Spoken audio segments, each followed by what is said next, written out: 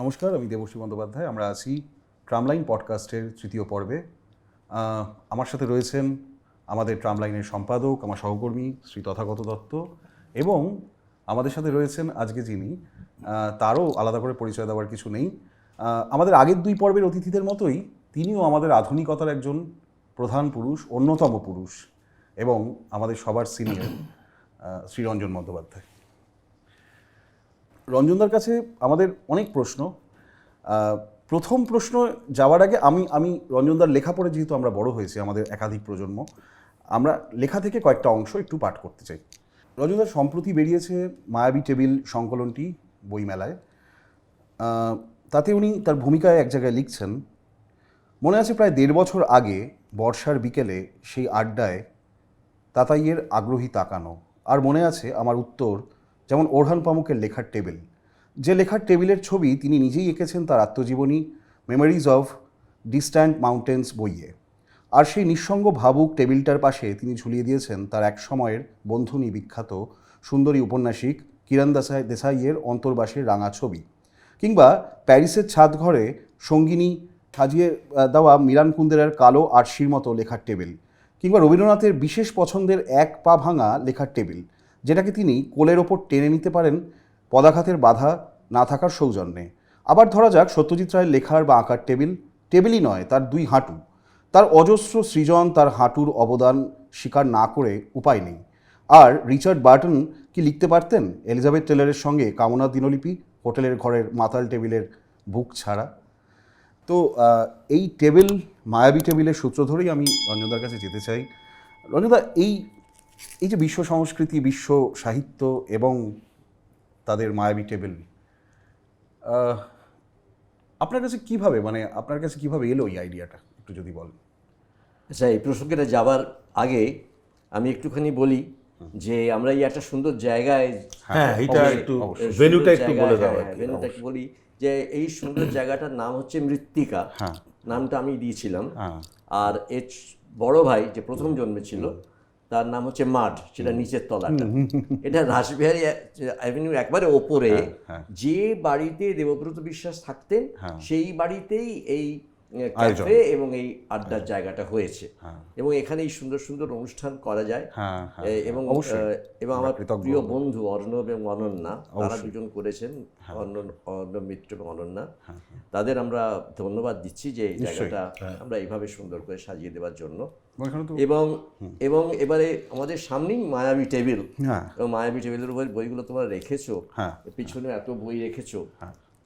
আমি খুব কৃতজ্ঞ যে আমাকে এইভাবে ডেকে নিয়ে এসে বলার সুযোগ দিচ্ছ। আজকাল তো বলার সুযোগ বিশেষ পাওয়া যায় না। তো যাই হোক, মায়াবী টেবিল, আমার মনে একটা অদ্ভুত বুদ্ধদেব বসুর একটা কবিতা আছে, জানো? আচ্ছা, সেই কবিতাটার নাম হচ্ছে মায়াবী টেবিল। বহু বছর আগে ছোট একটা কবিতা। কবিতার অর্থটা হচ্ছে, একটি লোক, সে লিখছে, তার টেবিলের ওপরে একটা আলো জ্বলে, টেবিল ল্যাম্প।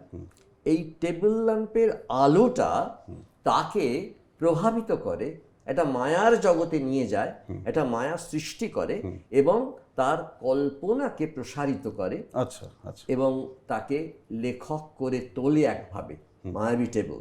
সুতরাং আমার সেটা থেকে মনে হলো যে আচ্ছা, এই বিষয়টা নিয়ে তো কেউ কখনো লেখেনি।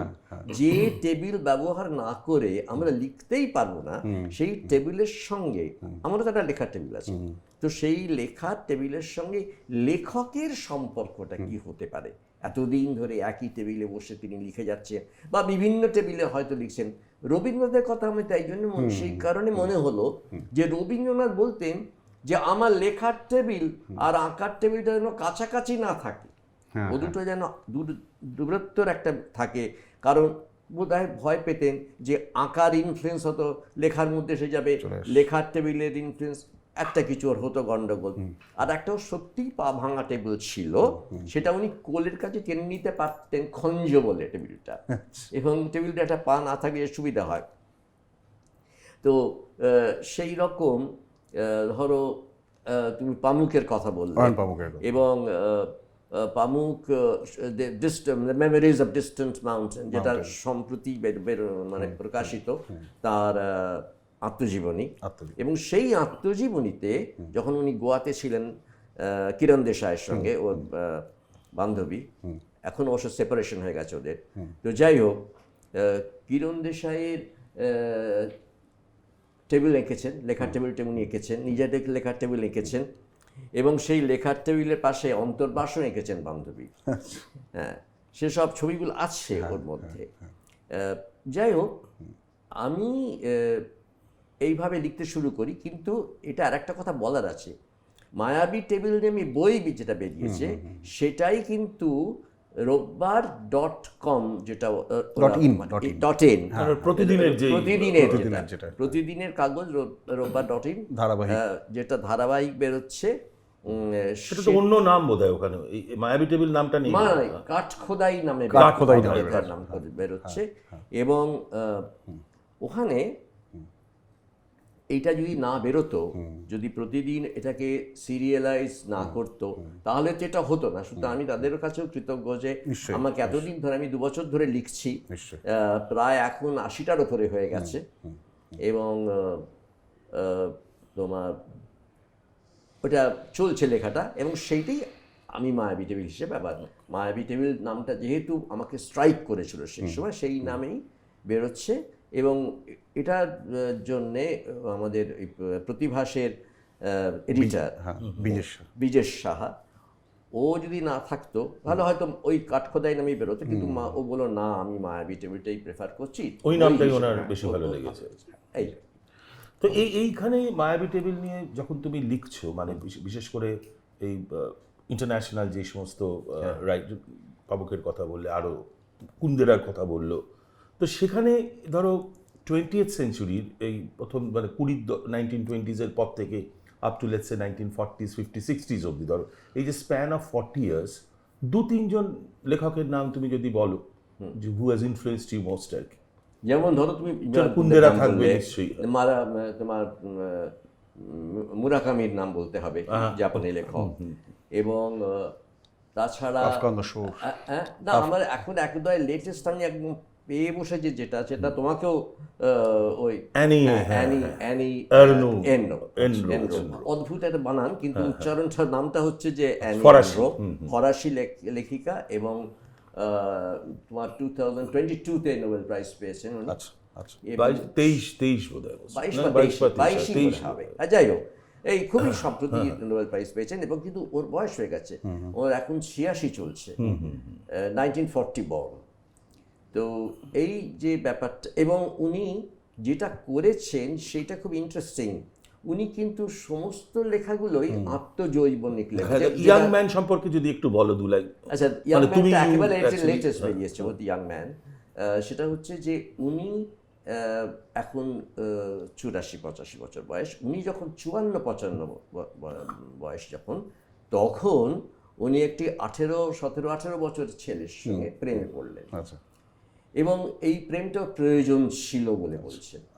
কেন প্রয়োজন ছিল না, প্রথম হচ্ছে উনি চাইছিলেন যে একটা রিনিউয়াল অফ লাইফ, মানে ওর অ্যাপিলটা এখনো আছে কিনা, এই অ্যাসারশনটা 18 বছরের ছেলেকে উনি আটকে রাখতে পারছেন কিনা, এবং ওকে যেটা উত্তেজিত করছে যে ফ্যাক্টটা, সেটা একটা interesting, very very interesting from a woman's point of view. সেটা হচ্ছে উনি যখন একটা বিচে শুয়ে আছেন ওই ছেলেটির সঙ্গে অর্ধনগ্ন হয়ে, তখন যারা পাশ দিয়ে যাচ্ছে, উনি বলছেন যদি একলা ছেলেটি শুয়ে থাকে এখানে কেউ ওকে তাকিয়ে দেখতো না, আমি যদি এই অবস্থায় একলা শুয়ে থাকতাম আমার শরীরের দিকে কেউ তাকিয়ে এমন দেখতো না, হবে এই যে প্রৌঢ়া শুয়ে আছে এখানে, কি আছে, ঠিক আছে, সানবেদিং করছে। কিন্তু যখন আমরা দুজনে শুয়ে আছি তখন একটা রিলেশনশিপ ভাবছে, এবং সেই রিলেশনশিপটা ভেরি ইন্টারেস্টিং, ইনসেসুয়াস রিলেশনশিপ।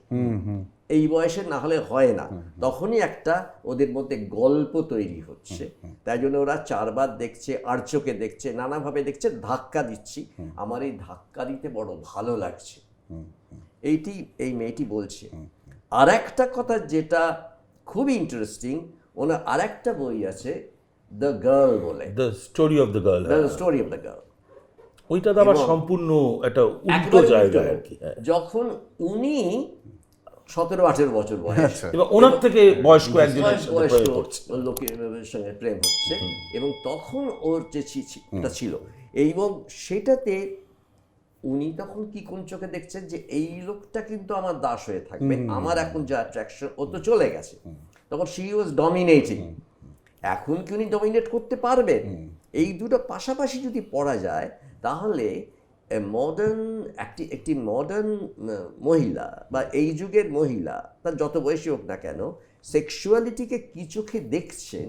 হ্যাঁ, এবার এখানে একটা আমার মানে মানে অন দ্য মানে ফর্ম অফ দ্যাট রাইটিং, মানে গার্ল স্টোরিতে, এবং ওইটাতেও আমি দেখলাম যেটা তুমি বলছিলে, সেটা হচ্ছে এই যে ন্যারেশনটা হচ্ছে, এই ন্যারেশনটা করার সময় ও গার্ল স্টোরিতে একটা চ্যাপ্টার, প্রথম ফার্স্ট চ্যাপ্টারটা ডেডিকেট করছে যে ওই যেই মেয়েটা, মানে যেটা ওই তাকে সেটা এত বছর পরে হ্যাঁ। আমি তো টোটালি বদলে গেছি, সেই সত্তাটার এই সত্তাটা সম্পূর্ণ আলাদা, রাইট। তো ওকে আমি শি বলে মানে রেফার third করবো না person আই বলে রেফার I করবো, হ্যাঁ। And she is continuing with she, yes, she বলেই রেফার করে ওটা যাচ্ছে, একটা তাহলে দেখো ডিস্টেন্স করছে, একটা ডিস্টেন্স হচ্ছে। হ্যাঁ, যে ওকে দূর থেকে দেখছি আমি, আর এটা কিন্তু উনি নিজেকে আই বলেই বলছেন। কিন্তু আর একটা হচ্ছে যে মেইন চরিত্র, পুরুষ চরিত্রগুলোকে উনি কিন্তু the first letter of the name সেটা করছে, যাতে না ওকে আইডেন্টিফাই করা যায়। এটা কি খুব ভালো লেখা, কি ফ্র্যাঙ্ক, কি সিম্পল, কি বোল্ড। আমি বলছি যে আমাদের দেশের লেখকরা কেন এই ফ্র্যাঙ্কনেস নিয়ে আসতে পারেন না? কেন তারা তাদের নিজের সেক্সুয়াল লাইফ, তাদের যৌন জীবন, তাদের কামনার জীবন, বাসনার সবাই যেন বিশুদ্ধ শুদ্ধ পুরুষ, সবাই ব্যাপারটা এইখানে নিয়ে মানে এইখান থেকে আবার ধরো আমরা যদি ওই book of laughter and forgiveness, আমাদের কুন্দেরা, একটা অসাধারণ, মানে ওটা তো মানে উনি যখন চেকোস্লোভাকিয়ায় ছিলেন তখন চেক ভাষাতেই বোধহয় মোস্ট প্রবাবলি এটা লেখা হয়েছে, ওটা বোধহয় লাস্ট বই, তারপরে উনি তো চলে যান আর কি ফরাসি ভাষায়। তারপর তো ওইখানেও দেখবে এই ধরনের মানে ইরোটিক যেই জায়গাগুলো, সেই জায়গাগুলো কোনো রাগ ঢাক নেই, যদিও সেখানে কুন্দেরা মানে বলে শব্দটাকে যেভাবে ব্যবহার করা হয়, সেইভাবে ন্যারেশনটা কিন্তু খুব পলিফোনিয়াল, মানে মানে দুটো তিনটে ন্যারেটার আছে, গল্পই তো চলছে সব, ব্যাপারটা হচ্ছে প্যারালাল চলছে, কোনো প্লট নেই। প্লট তুমি যদি কুন্দেরার কোনো একটা সার্চ আছে। বলতে চাও বলতে পারবে না, না, এবং এসেইস্টিক উপন্যাসগুলো, অর্থাৎ কখনো উপন্যাস, কখনো একটা ভ্রমণ, কখনো একটা তোমার কি বলবো একটা দর্শনের লেখা, এরকম। যেমন দ্য লস্ট লেটার্স বলে 3টে চ্যাপ্টার, দ্য লস্ট লেটার্স। একটি লোক তার কিছু প্রেমপত্র হারিয়ে ফেললো, মানে নিয়ে গেল না ছেলের প্রেমপত্রগুলো, কারণ ওই প্রেমপত্রগুলো থেকে ওর মাইন্ডটা বোঝা যায়। এবং কুন্দেরার জীবনে এটা ঘটেছে, এবং কুন্দেরাকে যখন ডাকলো কমিউনিস্টরা, চেকটা দিয়ে নিয়ে নিল,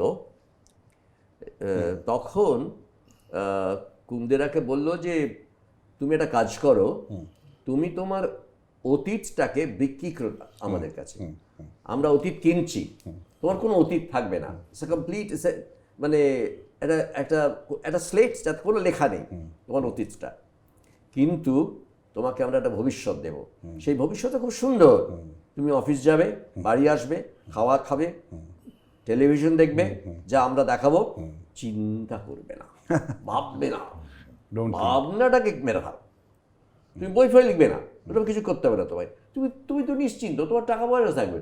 তাহলে যুগ যুগ ধরে রঞ্জনদা এই রাষ্ট্রের মানে ইন ডিফারেন্ট ফর্ম, কমিউনিস্ট রাষ্ট্র হোক বা ক্যাপিটালিস্ট রাষ্ট্র হোক, মানে ইন ডিফারেন্ট ফর্ম, মানে কোনো না কোনোভাবে একটা মানে চাপানো, একটা একটা একটা এক ধরনের একটা প্রহিবিশন, ঠিক আছে, মানে আমি এটা সমাজের পক্ষে উপযুক্ত নয়, তুমি এই সমস্ত লিখো না, তুমি এই সমস্ত ছবি এঁকো না, তুমি এই সমস্ত গান গেও না, সেন্সরশিপ।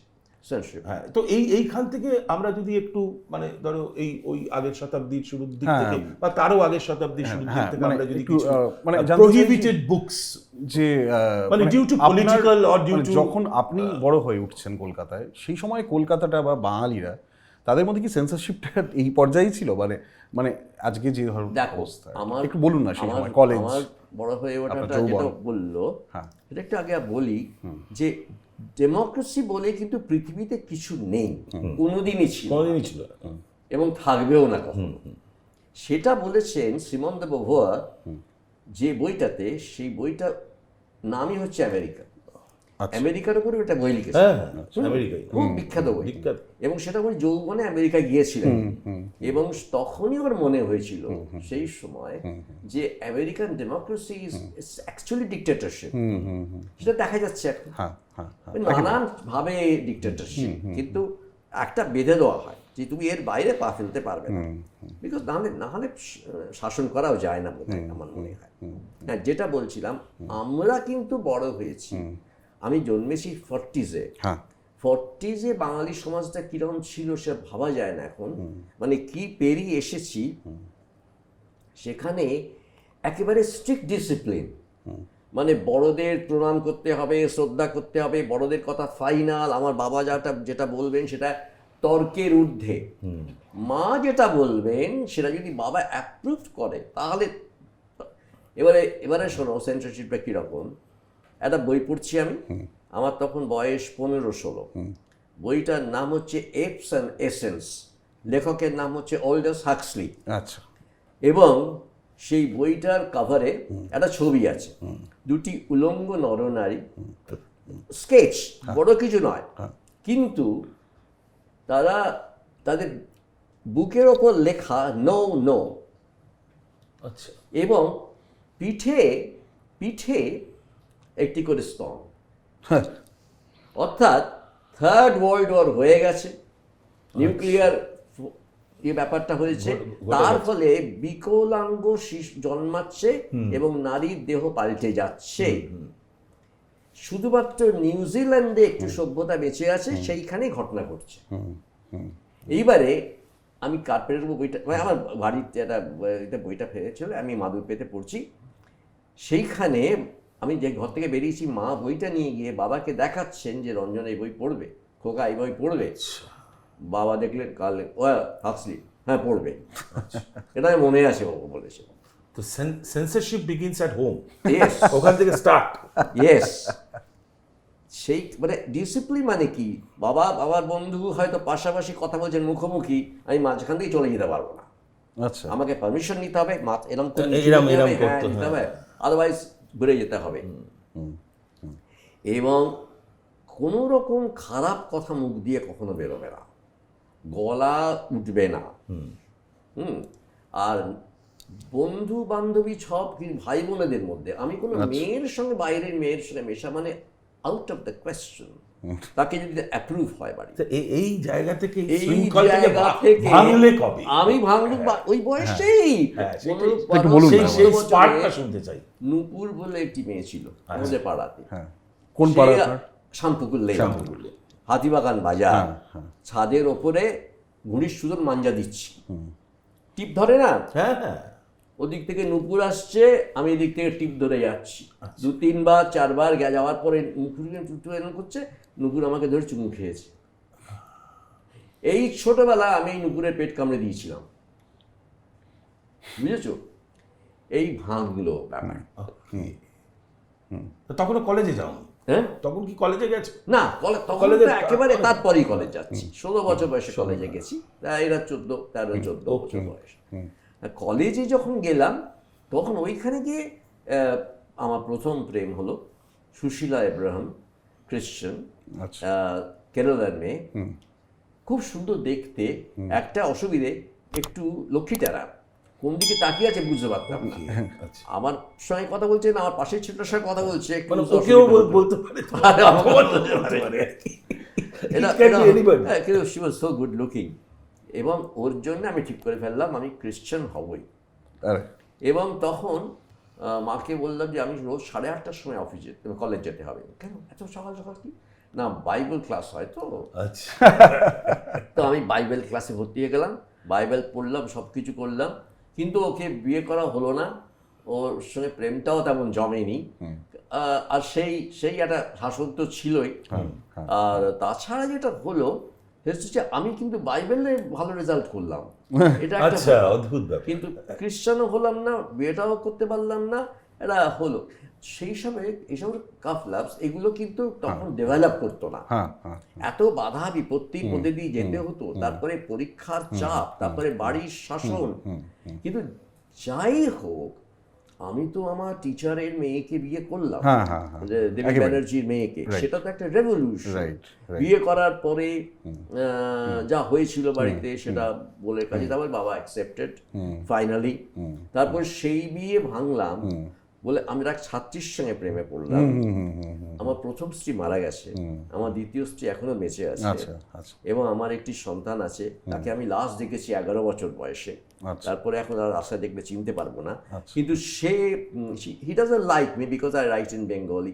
সে বলছে যে কি দ্যাডি তুমি what are writing, nobody reads Bengali this days.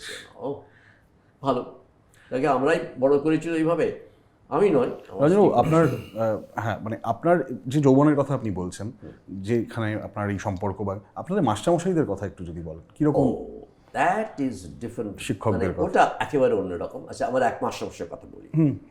তার নাম মোহন বোস, অক্সফোর্ড।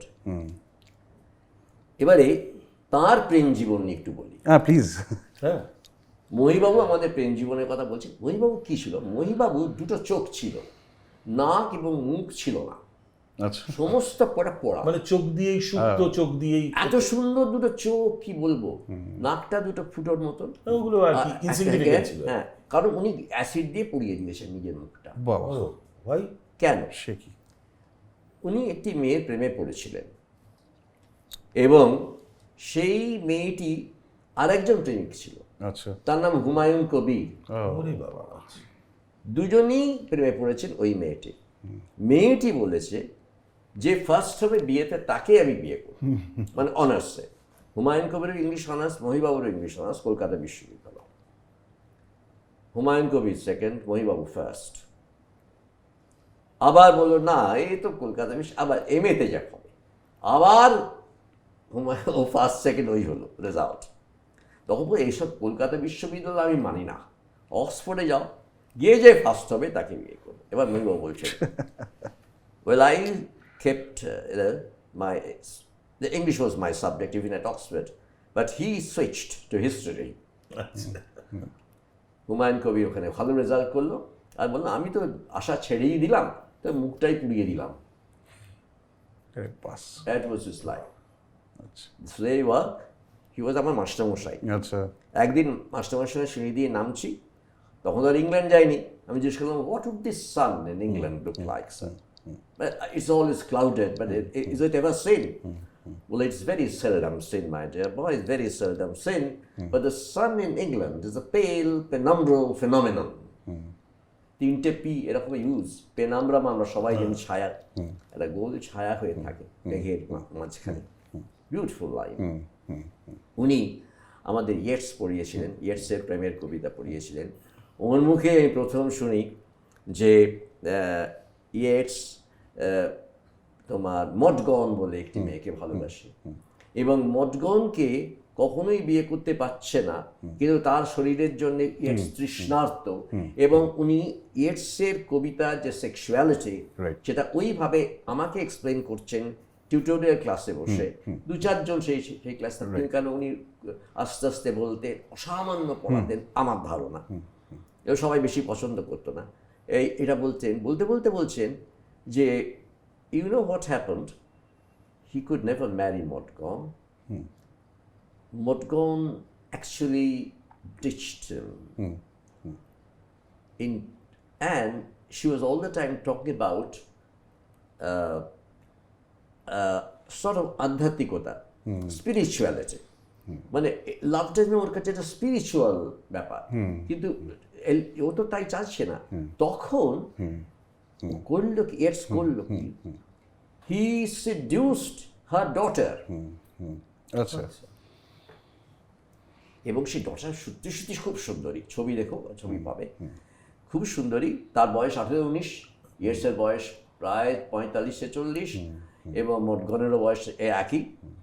তো ওকে তো সিডিউস করেছে। এইবারে ওকে নিয়ে গেছে রবীন্দ্রনাথের কাছে।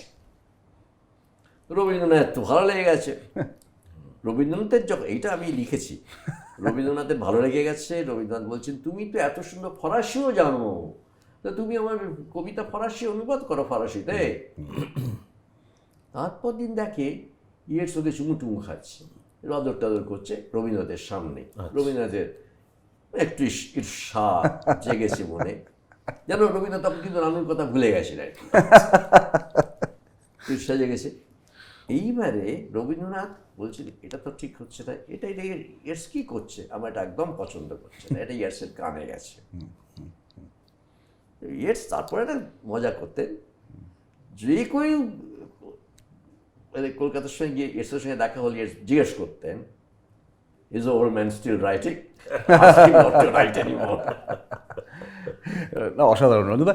এই সূত্রেই জানতে চাই যে মানে আপনার যে কলকাতা, বেড়ে ওঠার কলকাতা, সেখানে তো আপনি যাদেরকে মিট করছেন, আমরা যে তাদের লেখা পড়ছি পরবর্তীকালে আপনার লেখায়, সত্যজিৎ রায়, হ্যাঁ, সেখানে উত্তম কুমার, সুচিত্রা সেন সকলেই আছেন। এদের নিয়ে আপনি অসংখ্য গল্প বলেছেন, এদের কথা একটু শুনতে চাই, এবং বিশেষ করে শুনতে চাই যার প্রভাব আপনার জীবনে অনেক, সেটা হচ্ছে বুদ্ধদেব বসু, তার আধুনিকতা। তাহলে বুদ্ধদেব বসু দিয়ে শুরু করুন, তাই না? Please please.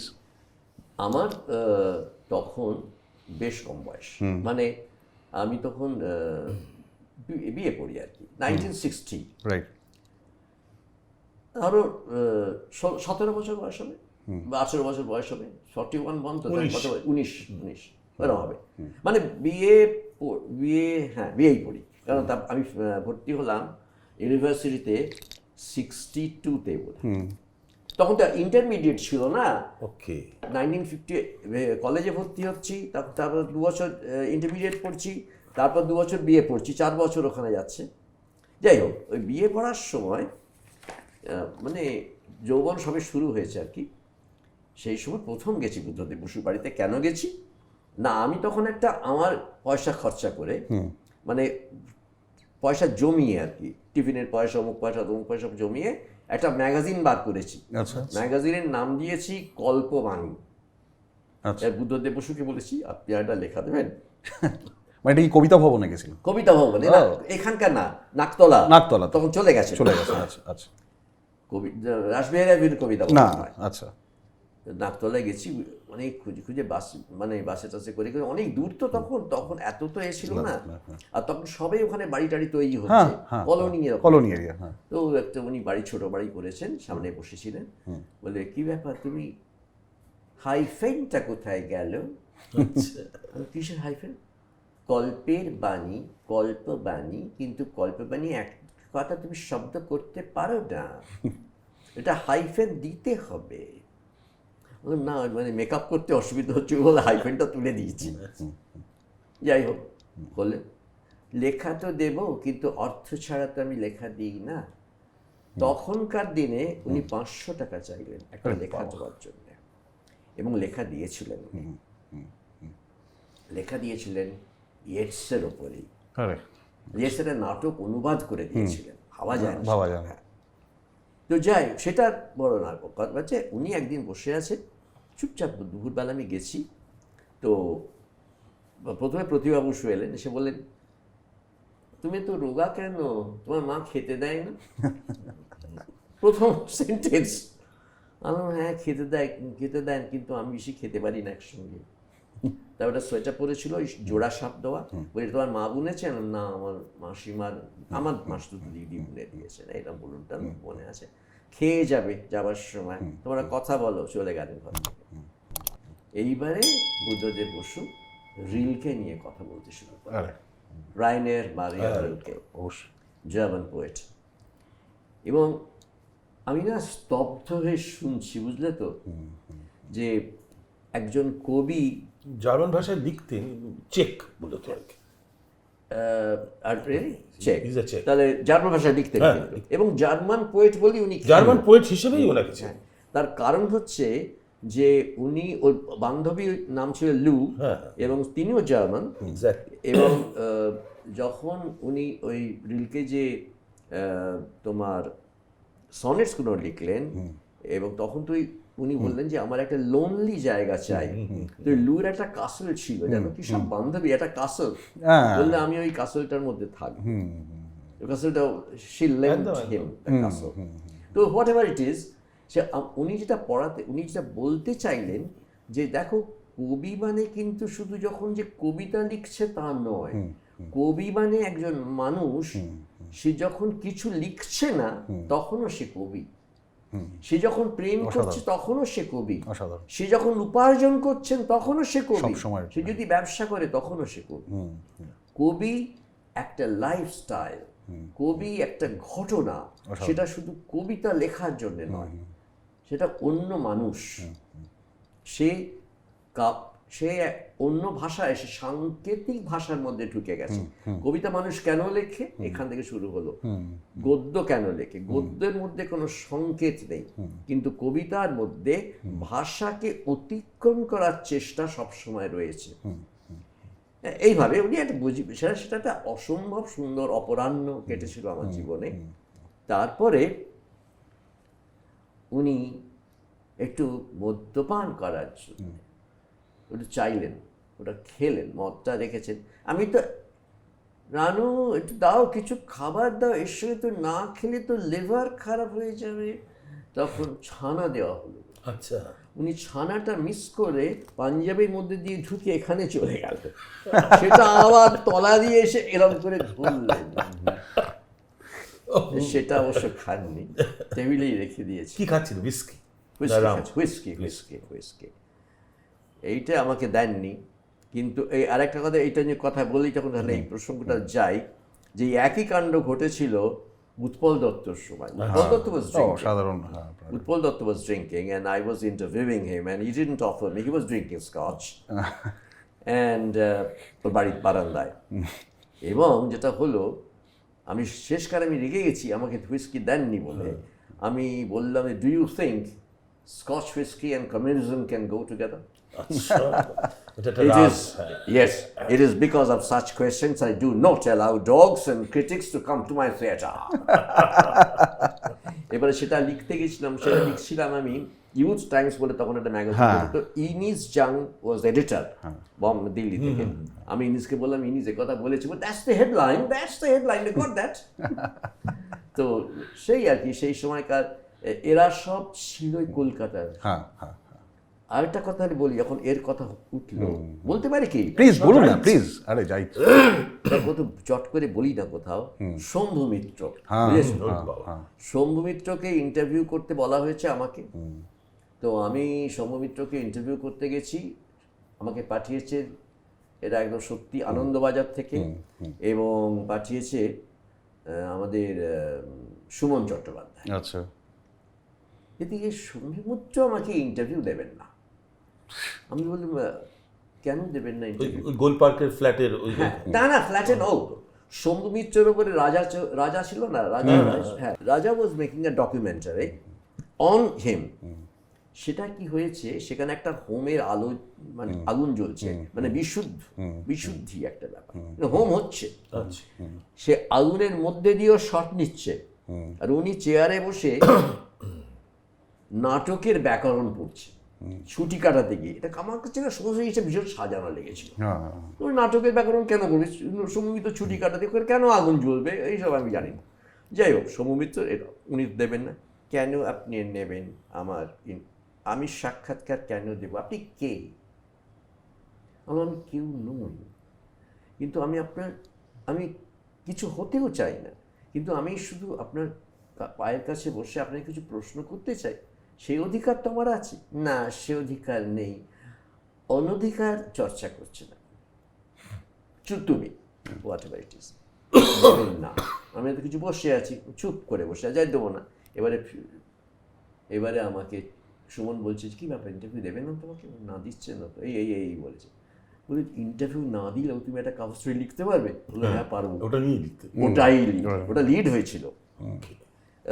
তাতে উনি এত চটে যান, এবং শাওনি মিত্র এত চটে যান আমার উপরে, শাওনি মিত্র জীবনাংশের কথা বলে, কিন্তু আমি লিখেছিলাম। এবং তখন কিন্তু শম্ভু মিত্র সেন্টার স্টেজ, তখনও কিন্তু সত্যজিৎ রায়, লুমিং, লাজ ওরমভাবে আসেননি। আচ্ছা আচ্ছা আচ্ছা, এসেছেন, পাঁচালি হয়ে গেছে, কিন্তু শম্ভু মিত্র তখনও রুলিং, মানে এখনো সেন্টার স্টেজ। তারপরে ধাক্কা, একটা ইংরেজি জানা, ওইরকম 6 ফুট 4, হ্যাঁ, একটা অন্য ক্লাসে, আমি একদম সোজাসুজি বলছি, যে যা বলুন অন্য ক্লাস সত্যজিৎ। এমন একটা ধাক্কার ইন্টারন্যাশনাল ফিগার না হয়ে গেলেন রাতারাতি।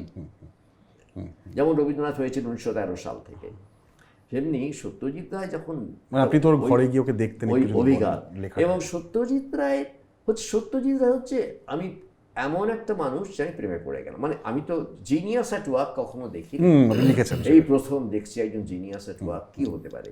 তো বাবুর সঙ্গে আমি খুব বন্ধুত্ব করলাম, বাবুর ঘরে গিয়ে বসতাম।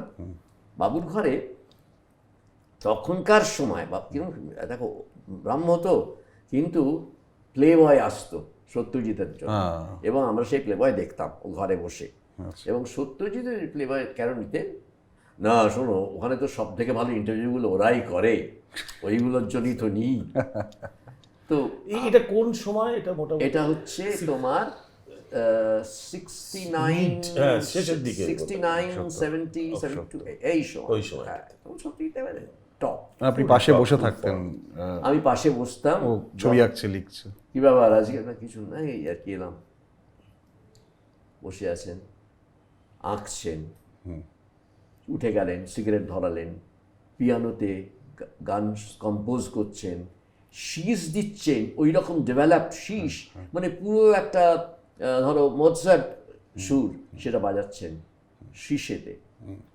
আবার হঠাৎ জিজ্ঞেস করছেন, শোনো সাপের সঙ্গম দেখেছো? হঠাৎ একটা প্রশ্ন, না, সোজা দাঁড়িয়ে উঠে জড়িয়ে ধরে। আমি জানি না সেটা কত দূর সত্যি মিথ্যে, কিন্তু এইবারে আমি একদিন জিজ্ঞেস করেছি ওকে যে আচ্ছা আপনি পথের পাঁচালী প্রথম ছবি করলেন কেন?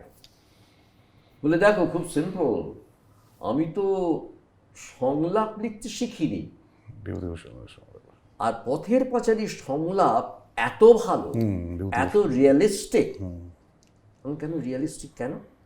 বল বিকজ এই বিভূতিভূষণ যা শুনতেন তাই মনে রাখতে পারতেন, এবং প্রত্যেকের সংলাপ ডিফারেন্ট, এবং ওই সংলাপ লেখার ঝক্কিটা আমার উপর থেকে চলে গেল। আমি ওখান থেকেই সব রেখে দিই, যতটা সংলাপ আছে ওর। যখন লেখা টেখা হয়ে গেল, কোন কাগজে দেবে? আমি স্টার অ্যান্ড স্টাইলে দেবো। লেখাটা তো ইংরেজিতে লিখবে তাহলে? হ্যাঁ, আমায় দেখিয়ে নেবে। আমার লাগলো খ্যাচ করে, হ্যাঁ আমার দেখি কিন্তু আমার ভালো লাগলো, সুন্দর একটা লাগলো, কারণ ওর ইংরেজি আমি ভীষণ ভক্ত। ওর ইংরেজি তখন ফিল্ম, আওয়ার ফিল্ম, দেয়ার ফিল্ম বেরিয়ে গেছে, ওটা পড়েছি আমি, এবং ওর সত্যি সত্যি ওর লেখা তো অসম্ভব ভালো, ইংরেজি লেখা। ও স্টেটস মানে প্রায় লিখতেন সেই সময়। সেই সময় ওই ওটা হয়ে গেছে ওই এপিসোড, মৃণালদার সঙ্গে হয়ে গেছে ঝগড়া। যে যাই হোক, যেটা হলো সেটা হচ্ছে যে আমি দেখাতে গেছি, জানো, দেখলেন একটা জায়গায় কাটলেন, আমি লিখেছিলাম সুন্দর গল্প, Bibhutibhushan could remember whatever he heard, therefore he could reproduce that, এই লাইনটা ছিল। উনি শুধু লিখলে ওটা কেটে, বিভূতিভূষণ's oral memory was so good, AURL, কাম থেকে অ্যাডজেক্টিভ। এই হচ্ছে আর এই স্যালুটেশন, মানে মনে মনে আর একদম একদম হ্যাঁ একদম। আর ইংরেজিটা স্বচ্ছন্দ অনর্গল বলতে পারতেন। এইবারে এই লোকগুলো আমাকে অ্যাক্সেস দিয়েছিল, আমি কৃতজ্ঞ আমার সৌভাগ্যের কাছে যে, এবং কখনো বাধা, এবং সেই মৃণালদার সঙ্গে আমার ভাব হলো, মৃণালদা আমার কাঁধে হাত দিয়ে কথা বলছে, মানিবাবুর স্বাস্থ্যটা ভালো আছেন তো? হ্যাঁ ভালোই আছে, একটু খুঁড়িয়ে চলছেন না আজকাল? না তো দেখি না তো খুঁড়িয়ে চলতে, সিঁড়ি উঠতে আজকাল অসুবিধা, দেখবে আমি কিরকম সিঁড়ি উঠতে পারি, তত্তর করে সিঁড়ি উঠছে নামছে প্রথমত মৃণালদা বয়সের ছোট, আর দ্বিতীয়ত ওই যে একটা রেশারেশি, সেটা আমি বুঝতে পারলাম।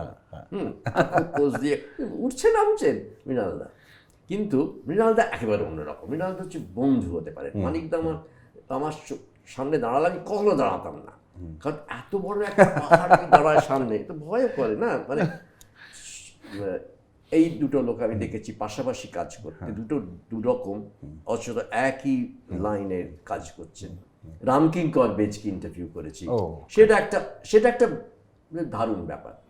ডেসমন্ড ডয়েক আমাকে বলছে, you have to interview Ram কেকার, you have to go to Shantiniketan and interview him, but remember one thing, don't speak English at all.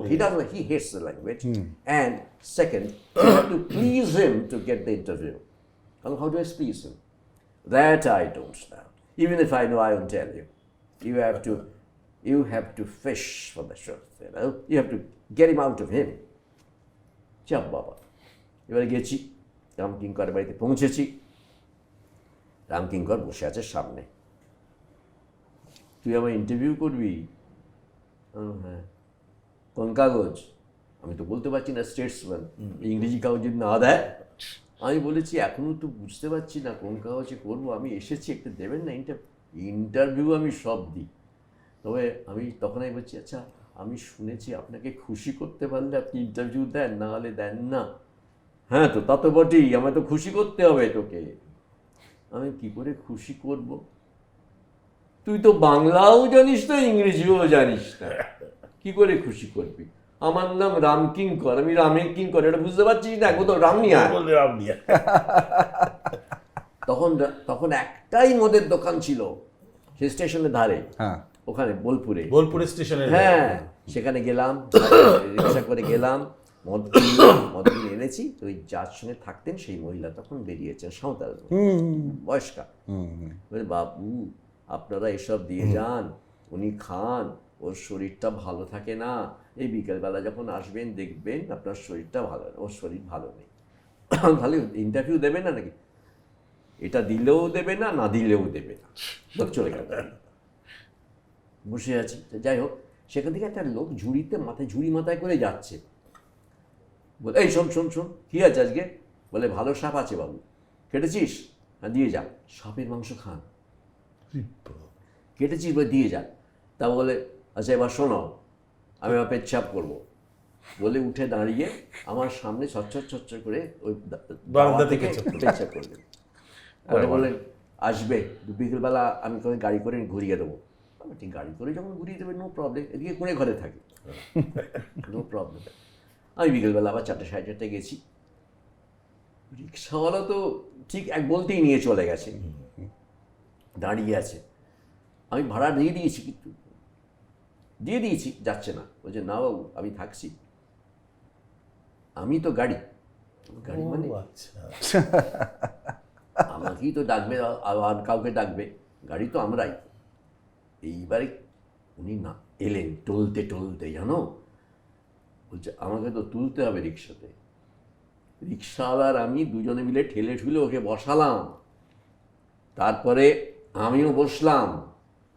সেই মদের গন্ধ বেরোচ্ছে, তারপরে ওরম কথা বলছে, মানে পুরো এড়িয়ে গেছে। সব বুঝিয়ে দেবো, বুঝলি, কিন্তু আমার একটা অ্যাম্বিশন আছে, ওই গণেশের সুরটাকে নিয়ে নানা রকম খেলা। যমুনাদার খেলা তো অনেকে পারমিট করছে না শান্তিনিকেতনে, তাই ওই করতে পারছি না। যতটুকু করতে চাই তোকে বলতে যাই চল। সেটা আর বলছি না ভাই, কি উনি করতে চেয়েছিলেন গণেশের সুর নিয়ে। কিন্তু যেটা করলেন, ওর এই যে স্ট্যাচুগুলো আছে যেগুলো করে দেবো, এই সাঁওতাল ফ্যামিলি একটা আছে না, সাংবাদিক দারুণ। এবার রবীন্দ্রনাথের যে স্ট্যাচুটা উনি করেছিলেন, যেটা ছিল তখন ভুবন ডাকার মাঠের মাঝখানে, এখন তো ওরা তুলে রেখেছে, সেটা নিয়ে তো বিতর্ক ছিল। রবীন্দ্রনাথকে সবাই গিয়ে লাগিয়েছিল যে আপনাকে একটা কুৎসিততম লোক করেছে, আপনার একটা চোখ উপরে একটা চোখ নিচে, এরা আপনি এত কুৎসিত। বলে, কি বললি, কি করেছে? বললো, আপনারা একটা চোখ উপর দিয়ে করেছে, একটা চোখ নিচে করে দিচ্ছে। ওই রামকিঙ্করকে ডাক, ও তো ঠিক করেছে রে, আমি তো স্বর্গমর্ত একসঙ্গে দেখি, বড় আর্টিস্ট।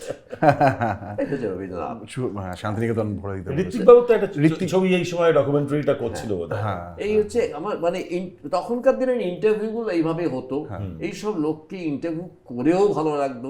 ঋত্বিক ঘটক আরও একটি সেই সময়কার মানুষ, যার সঙ্গে আমার খুব ঘনিষ্ঠতা হয়নি। তার কারণ হচ্ছে, ঋত্বিক ঘটক তো সবসময় সোবার থাকতেন না, এবং আমার একটু দূরত্ব বজায় রাখতাম, আমি কখন কি বলে ফেলবেন আনপ্রেডিক্টেবল। এবং উনি আবার, আমি একটু কিছু ব্যাপারে আমি একটু ফর্মাল, সেটা উনি একেবারেই মানে আমি যাদের সঙ্গে মিশেছি তারাও তো মানে সত্যজিৎ তো একটা দূরত্ব থেকেই মিশতেন, কিন্তু ভীষণ ভালোবাসতেন আমাকে। না হলে কখনো এরকম আমি বসে আছি কোনো কাজ নেই, উনি কাজ করছেন, কিছু বলছেন না, খুব rare এটা। আমাকে চাও খাওয়াচ্ছে, খুব রেয়ার এটা। হ্যাঁ খুব রেয়ার, হয় না। কিন্তু ঋত্বিক ঘটকের সঙ্গে আমার দেখা হয়েছে দু একবার বই মেলায়। আচ্ছা। তখন ময়দানে বই মেলা হতো, উনি ঢুকতেন 4:30 5টা এরকম সময়, একদম স্লশ, মানে একদম মানে মাতাল, সম্পূর্ণ মাতাল। মানে উনি এবং শক্তি চট্টোপাধ্যায় এই দুজনের এই মিলটা ছিল যে একদম মাতাল হয়েই ওরা আমার অফিসেও আসতেন সত্যিটা অনেক সময় ভাবে। কিন্তু ঋত্বিক যেটা ইন্টারেস্টিং, যেটা মাধবীর কাছে আমি শুনেছি, এবং মাধবী এখনো বেঁচে আছে, সুতরাং অ্যান্ড শি লাইকস মি, নিজে আমাকে এই ইন্টারভিউটা দিয়েছিলেন ঋত্বিকের ওপরে, যে ঋত্বিককে উনি ভয় পেতেন, মাধু বলে ডাকতেন, ঢুকে পড়তেন ঘরে মানে এবং মাতাল অবস্থায় যে কি বলবেন কোন রকম নয়, মানে এইরকম কিছু ঋত্বিকের কিন্তু ওই ওমানাইজিং মুক্ত এইগুলো ব্যাপারগুলো ছিল না। কিন্তু একটি ইয়াং মেয়ে এরকম যে মদ্যপ মানুষকে দেখে, তখন মাধবীর বয়স খুবই কম, 14-15 বছর বয়স, তার মাধবী ভয় পেত আর কি, বাথরুমে লুকিয়ে পড়ত, এবং সেই মাধু করে ডেকে বাড়ির মধ্যে খুঁজছেন, মাধুকে চাই ওর কথা বলতে হবে, এবং কি সব ছবি করিয়েছেন। তাতে মানে একদিকে আমরা চারুলতাকে দেখে, চারুলতার মাধবী একবারে অন্য জিনিস, ক্লাসিক মাধবী, সুবর্ণরেখার মাধবী একটা অন্য, আর সুবর্ণরেখার মাধবী ওটাই আমাদের কাছে, ওটা আমার মনে হয় মাধবী ওয়ান্ডারফুল, সত্যি Best. সত্যি বেস্ট। সত্যি। না, সুবর্ণরেখার মতন ছবি কি আর হয়েছে? ছবিও সেটাই হ্যাঁ, সেটাই ওটা তো। সেটাই ওটা সুবর্ণরেখাই, ওটা সিনেমার সুবর্ণরেখা, সত্যি সত্যি ভালো বলে। ওরকম ছবি আর হবে না। আর কি নিষ্ঠুর ছবি, কি নিশ্চয় একদম। এবং ঋত্বিক ঘটক বা ওই ঘটক পরিবারটাই ওই রকম,